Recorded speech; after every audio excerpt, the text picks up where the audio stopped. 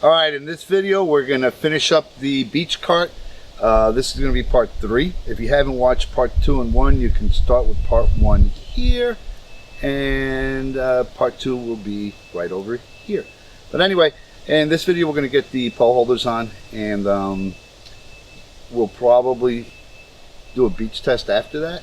I'm not sure if I'm going to get video of that. Actually, I'm pretty sure I didn't get video of that, but we're going to give you the results at the end of this video. So keep watching, you'll see how we finish this surf cart.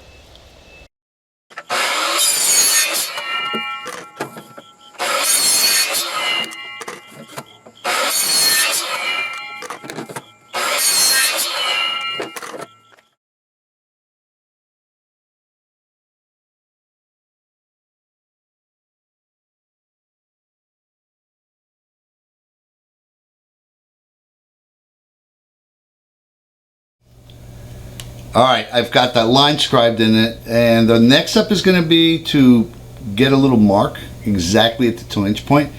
And then I think the total that I've got is 4 3/16 from there. So 6 3/16 will be the next mark, and those are going to be the 2 drill holes. That should center it on the frame of the carrier that we're going to be using for this.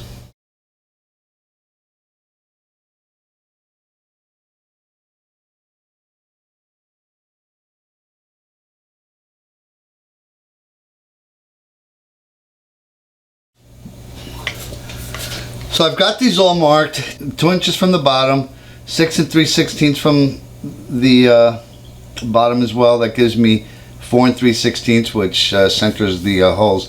Next step I'm going to do is I'm going to drill 1/4-inch holes into these, straight through them. And what will happen is, the reason I'm drilling straight through them is that the second hole will be basically the point where I'll put probably a 1/2-inch hole in there for the bolt to go through. And you'll see what I mean once I get this done.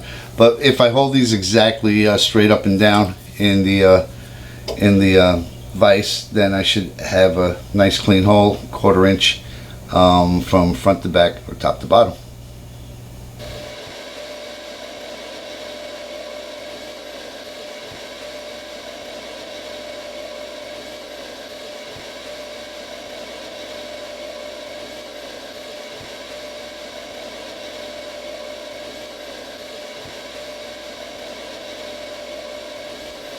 So I was originally going to do 2-inch PVC, but that adds a lot to the weight factor, so I'm going to minimize it. I ended up buying these pole holders, and I'm going to put 8 of these on.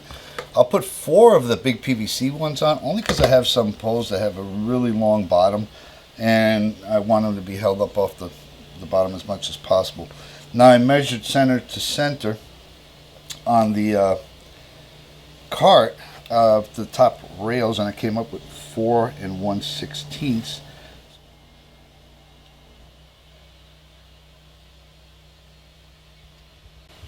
Four and 1/16 should be right there. Make sure that looks right. So I'm going to mark all of these. I'm going to drill them through straight up and down on the mini mill that I got, and then I'll open up the other side to match this, and these will be the 2 mounting points. I'll do a little standoff, probably out of a piece of CPVC, and this will just kind of be hanging in the air. Not a big deal. Maybe a slight sore, but I can live with it. Alright, so it's time to get the poles on, and believe it or not, I'm struggling with placement. I'm going to get this done though. Let me show you what I've figured out so far.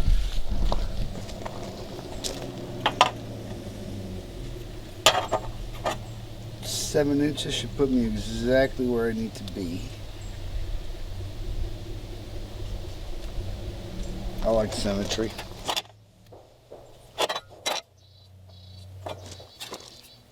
Now these holes, for these large ones, need to be 4 3/8 apart. And I'm going to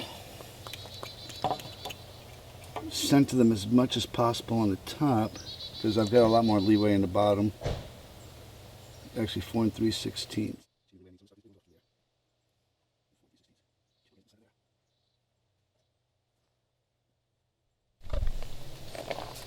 Alright, let's use the punch.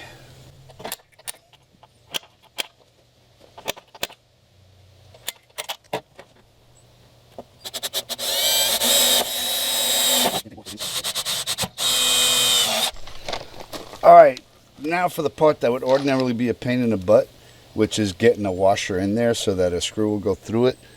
But I have a tool from the old days. You can see this, and I'm going to use that. You can actually push it forward and it grips on it. And that way we can get this in here. I don't even know if this is in camera or not. This is one of those things we'd love to give you a close-up, but it's so difficult to do that we're not even going to try. I can't see. Alright. Haha. So the key thing is, let me get this screwdriver. We're going to get this beast through the hole and get a washer, a small washer and a nut on it. Alright, that's not going anywhere. Let's get the bottom one. That should be a little easier. Wait. I say that, but let me tighten the top one up a little bit, because that way it'll hold it steady. Probably everybody's getting a shot of my ball hair right now. Right there. A little more. That's good. That way we can hold it steady. Slide it up with the hole. And give me a big washer.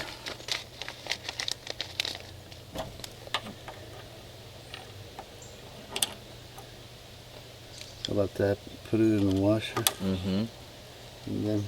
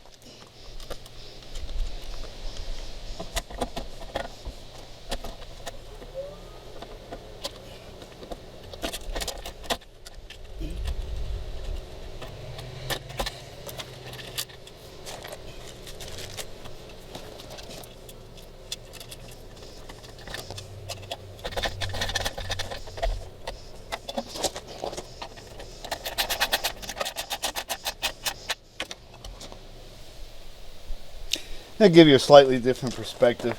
This first one's going to be slightly off center because you can't see it, but I've got a bolt here and I don't want the screw going to the bolt. After that, I'm going to space these 4.5 inches apart.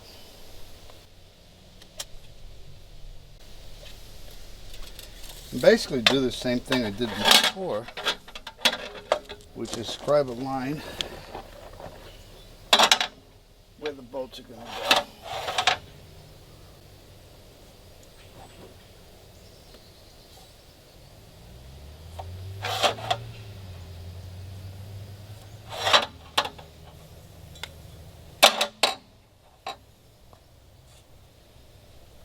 Now these are going to be a little easier. A, they're shorter. I can reach everything. Secondary to that, the holes in these are spaced 4 1/16 apart, which basically makes it the center to center. And I'll double check that.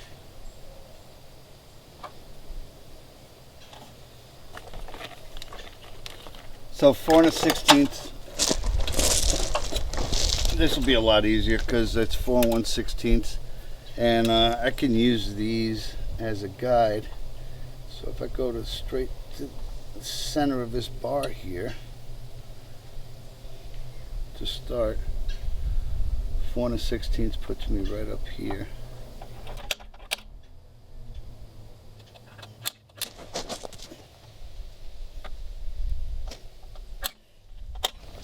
Alright, so we'll use a smaller drill bit for a pilot hole.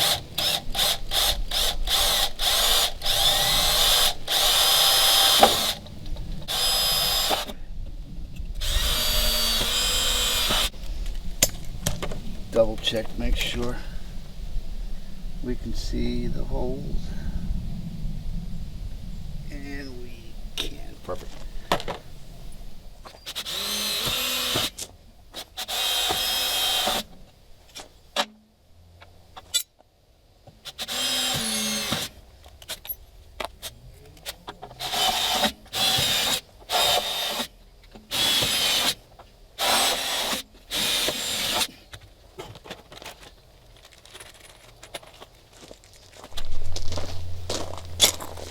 So one of the minor challenges I've encountered with this is that this has got a standoff, which will engage the bottom. However, the top is free hanging. I measured this, it's 5 millimeters. So I actually cut 8 of these little 5 millimeter spacers, which I'm dropping everywhere. And that should help me do the job. Now, I also wanted to mention that the 2 screws I'm using, these are all stainless, 316 whenever possible. On the top, it's a 1 1/4 inch 10/24 or 10 by 24. Bottom 10 by 24, 1 1/2 inch. That has proven to be the correct size to engage the frame correctly.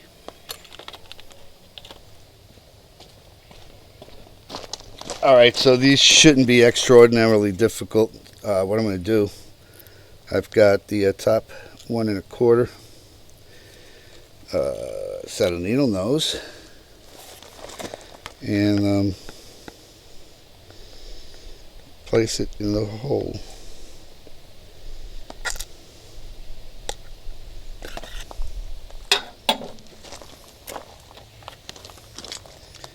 Push it through, and there we go. Got the first one off. Yep, just got that spacer in there.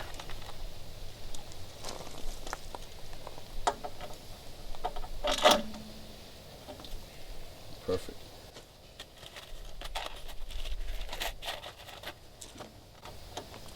Get a washer and a nut, and just get it in there enough to hold it in place.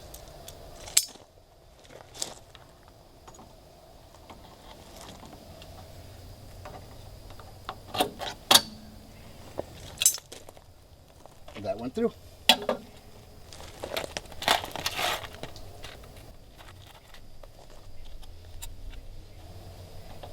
And this is lined up and ready to tighten up. So let me tighten this one up, and I'll get the other 3. And I'll get the other 2 actually.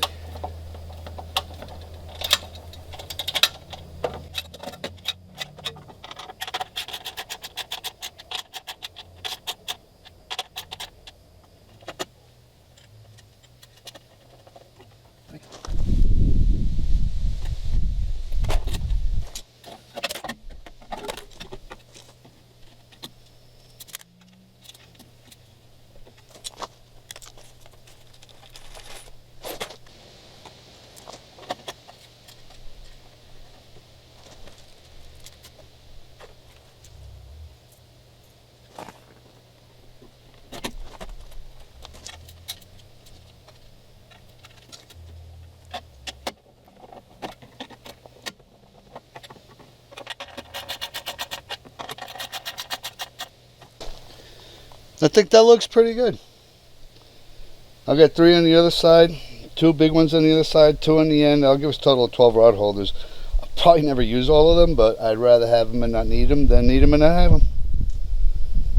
Alright, so we're done with the beach cart. Now it's time to try it at the beach. Let me know what you think. I'm really interested to see what you would have done different.